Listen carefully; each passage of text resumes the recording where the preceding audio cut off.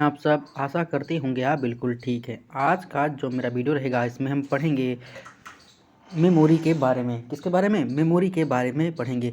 जो आपका UP NHM exam होना है उसमें आपके 80 नंबर तो आपके सब्जेक्ट से होंगे और 20 नंबर आप कह लीजिए नॉन टेक होंगे। कहने मतलब कि आपके टेक्निकल से नहीं होंगे, कहने मतलब आपके सब्जेक्ट से नहीं होंगे और 20 क्वेश्चन जीके, जीएस, रीजनिंग और कंप्यूटर के होंगे। इसलिए हम कंप्यूटर की लगातार क्लास आपको प्रोवाइड करवा रहे हैं। ठीक है, मैं बता दूंगा अगर ये सारी क्लास कंप्यूटर के लिए लेंगे आप तो कोई भी क्वेश्चन इससे बाहर नहीं आएगा। ठीक है, तो इसमें जो चैप्टर पढ़ेंगे वो हम कंप्यूटर का परिचय ऑलरेडी इसके एमसीक्यू टाइप क्वेश्चन करवा दिया हूँ। कंप्यूटर का विकास इसका भी एमसीक्यू टाइप क्वेश्चन करवा दिया हूँ।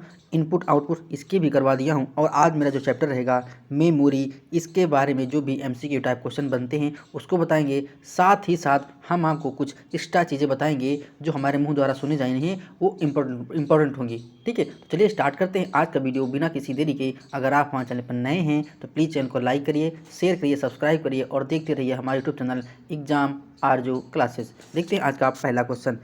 जैसे कि मैंने बताया कि आज हम मेमोरी के बारे में चर्चा करेंगे। नेक्स्ट है, देखो कुछ लोग सोच रहे होंगे कि यहाँ 88 नंबर क्वेश्चन क्यों स्टार्ट है। मैं पहले बता दूं कि पहले मैंने कंप्यूटर का परिचय पढ़ाया था, ठीक है, डेवलपमेंट पढ़ाया था, उसके बाद उसी से क्रम में हमारी 88 नंबर उसी के आगे चल रहा है। ठीक है, तो पिछले वीडियो में आप इसके पहले 87 तक आप क्वेश्चन देख सकते हैं। यहाँ पर 88 से स्टार्ट हुआ क्योंकि मैंने 87 क्वेश्चन ऑलरेडी पहले करा चुका हूँ। ठीक है, निम्नलिखित में से कौन सा कंप्यूटर का कौन सा भंडारण उपकरण अब अप्रचलित है, यानी कि अब प्रचलित नहीं है? तो कंप्यूटर का जो फ्लॉपी डिस्क होता है ये भंडारण का होता है। फ्लॉपी डिस्क होती है जो हमारी, ये फ्लॉपी भंडारण का होता है। अब यह प्रचलन से बाहर हो गया है। क्या हो गया? प्रचलन से बाहर हो गया, मतलब इसका आप कोई चाल चलान नहीं है। आप सबके पास पेन ड्राइव होती है, सीडी रोम होती है, हार्ड डिस्क होती है, लेकिन फ्लॉपी पहले होती थी अब नहीं होती। ये हमारा क्या है, ये पहले होता था अब नहीं होता है। नेक्स्ट है, ब्लू रे डिस्क एक है जो हमारी ब्लू रे डिस्क आती है। अच्छा, जनरली इसमें जो मेमोरी के बारे में पढ़ेंगे, जैसे आपके मोबाइल में मेमोरी होती है 28, 64, 32, 16, ठीक है, वैसे ही सेम इसी मेमोरी के बारे में पढ़ेंगे। ठीक है, तो ब्लू रे डिस्क एक है, क्या है ये? हमारी एक डाटा संग्रहण प्रणाली यानी कि डाटा स्टोरेज का काम करती है। तो ऑप्शन नंबर सी इसका सही हो जाएगा। क्या हो जाएगा? सही हो जाएगा। नेक्स्ट क्वेश्चन देखते हैं क्या है। सबसे तेज मेमोरी है, डॉट डॉट, सबसे तेज मेमोरी है। तो जो हमारा रजिस्टर होता है ये सबसे तेज मेमोरी होती है। तो ऑप्शन नंबर इसका ए सही हो जाएगा। ठीक है, और बता दूं सबसे तेज हमारी रजिस्टर मेमोरी होती है, फिर उसके बाद कैश मेमोरी आती है। ठीक है, कैश मेमोरी आती है। तो पहले स्थान पर रजिस्टर मेमोरी होती है, दूसरे स्थान पर आपकी कैश मेमोरी होती है। तो सबसे तेज पूछा है तो यहाँ पर रजिस्टर ऑप्शन आपका बिल्कुल सही हो जाएगा। ठीक है, नेक्स्ट क्वेश्चन देखते हैं क्या है।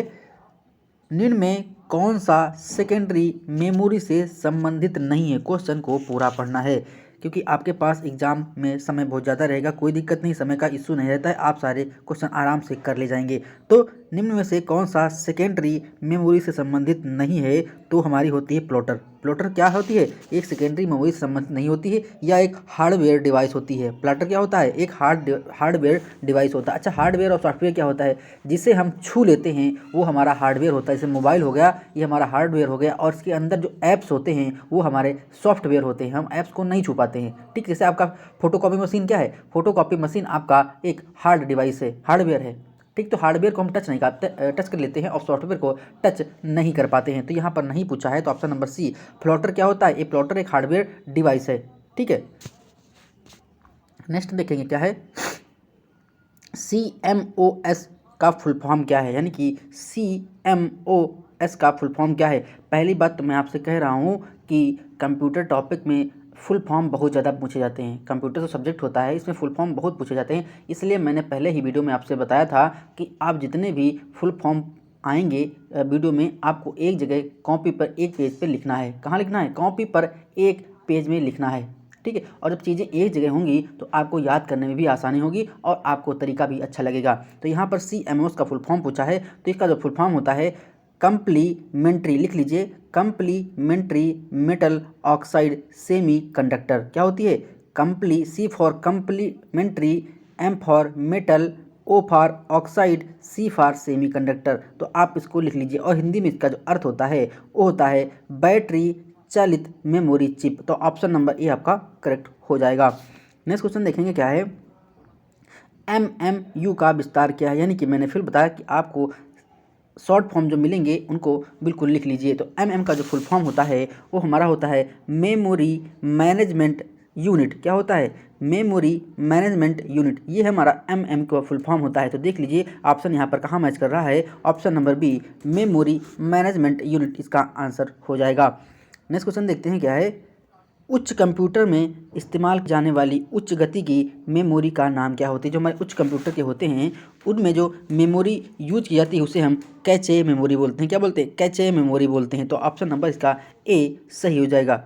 ठीक है, और मैं बता दूं जो हमारी कैचे मेमोरी होती है इसे CPU की मेमोरी भी कहते हैं। क्या बोलते हैं? CPU की मेमोरी भी बोलते हैं। कैचे जो मेमोरी होती है आपकी उसे हम CPU की मेमोरी भी बोलते हैं। नेक्स्ट हमारा है कच्चे मेमोरी, यानी इसको हिंदी में कैश लिखे लेकिन होता है कैचे। कैचे मेमोरी क्या होती है? जो हमारी कैचे होती है ये क्या होती है? तो एक प्रकार की रैम होती है। क्या होती है? रैम होती है, RAM रैम होता है। ठीक है, रैम मेमोरी होती है। तो इसका जो राइट आंसर होगा ऑप्शन नंबर ए हो जाएगा।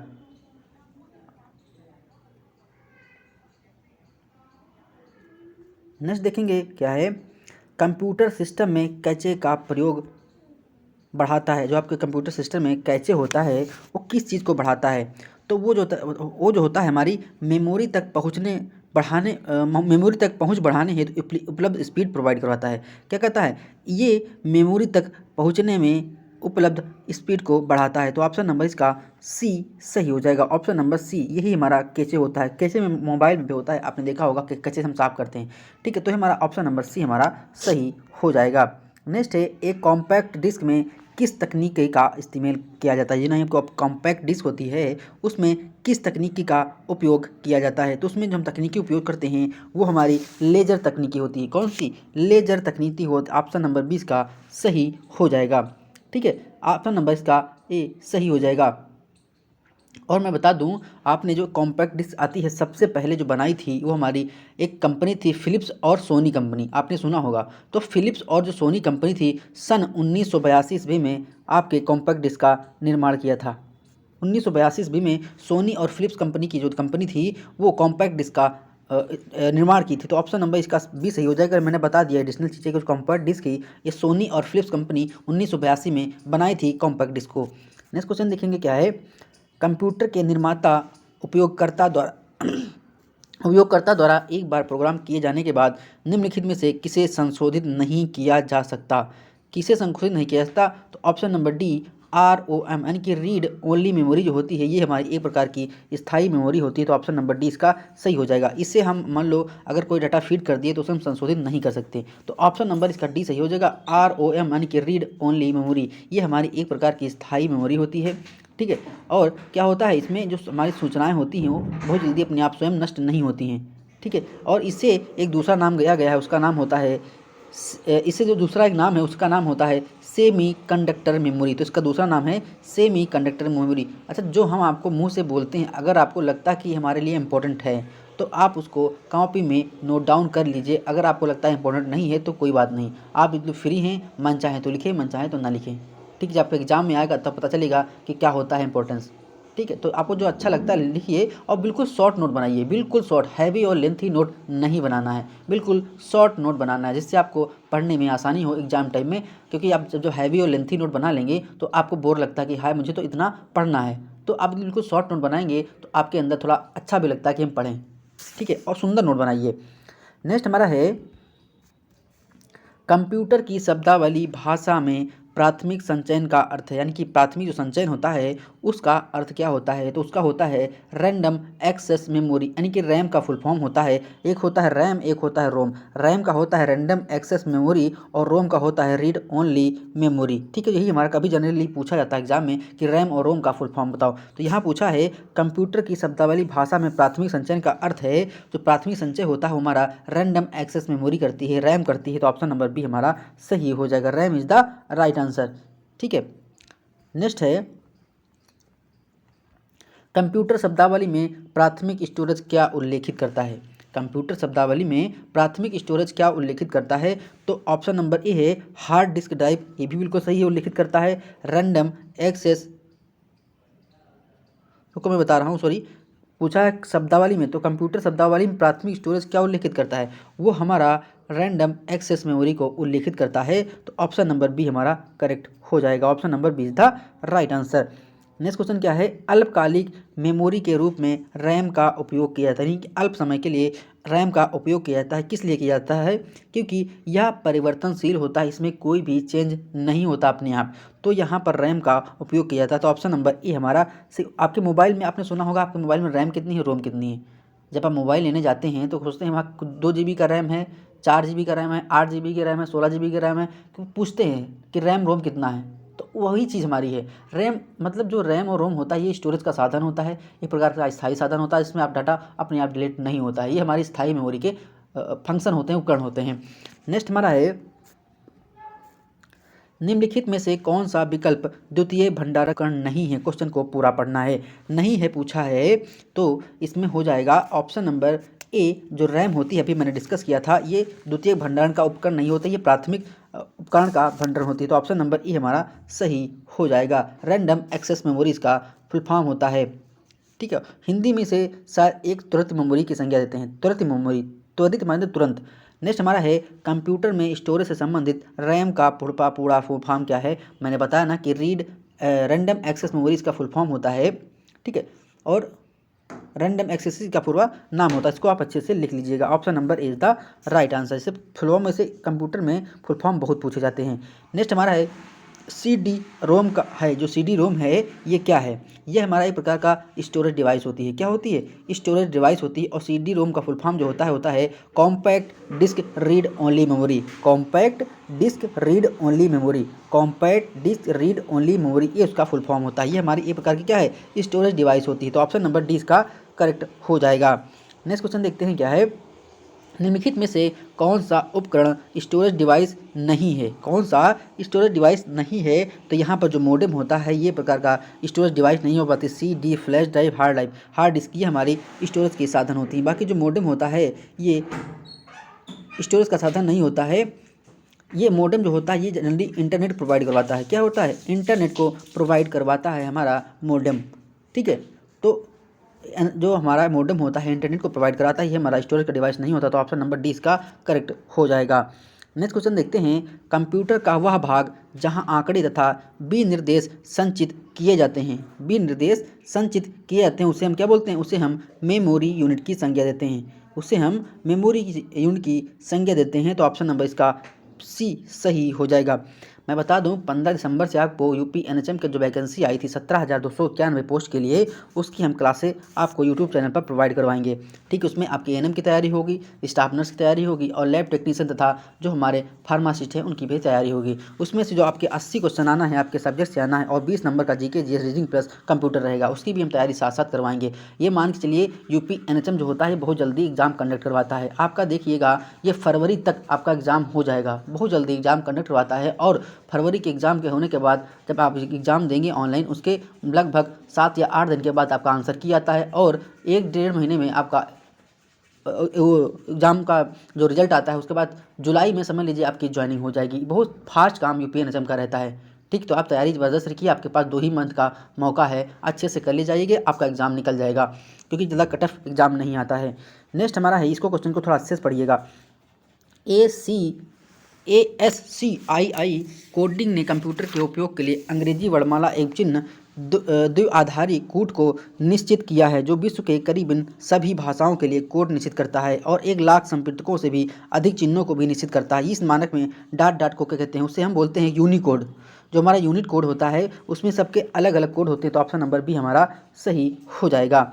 नेक्स्ट क्वेश्चन क्या है, EPROM का अर्थ क्या है, यानी कि EPROM का अर्थ क्या है। मैं आपसे कह रहा हूँ, जहाँ पर आप शॉर्ट फॉर्म लिख रहे हैं वहाँ पर जितने भी शॉर्ट फॉर्म लिखते हैं थोड़ी मेहनत ही सही, लेकिन पेज पलटिए और वहीं पर लिख लीजिए कि EPROM का फुल फॉर्म जो होता है वो होता है इरिजेबल प्रोग्रामेबल रीड ओनली मेमोरी। फिर से लिखिए, इरिजेबल प्रोग्रामेबल रीड ओनली मेमोरी। इरिजेबल मतलब किसी चीज़ को इरेज करना, मतलब मिटाना। तो इरिजेबल प्रोग्रामेबल रीड ओनली मेमोरी, यही इसका संक्षिप्त रूप होता है। तो इसका ऑप्शन नंबर जो हमारा सही हो जाएगा, देखिए कौन सा मैच कर रहा है, तो इसका ऑप्शन नंबर ए हमारा पहला ही हो जाता है, erasable programmable read only memory, यही ऑप्शन नंबर ए आपका करेक्ट हो जाएगा। नेक्स्ट है, परिवर्ती डाटा को स्टोर करने के लिए इनमें से किस मेमोरी का उपयोग किया था। जो परिवर्ती डाटा होता है उसका उपयोग करने के लिए इनमें से किस मेमोरी का प्रयोग करते हैं, उसे हम EPRM का प्रयोग करते हैं। तो मैंने EPRM का फुल फॉर्म ऊपर बता ही दिया था, erasable programmable read only memory. तो ऑप्शन नंबर इसका सी सही हो जाएगा। नेक्स्ट क्वेश्चन देखते हैं क्या है, किसी कंप्यूटर में वर्चुअल मेमोरी होती है, जो कंप्यूटर होती है उसमें वर्चुअल मेमोरी क्या होती है, उसमें जो वर्चुअल मेमोरी होती है वो हमारी अत्यधिक बृहद मेमोरी का भ्रम होता है। ऑप्शन नंबर सी इसका सही हो जाएगा, option number C is the right answer.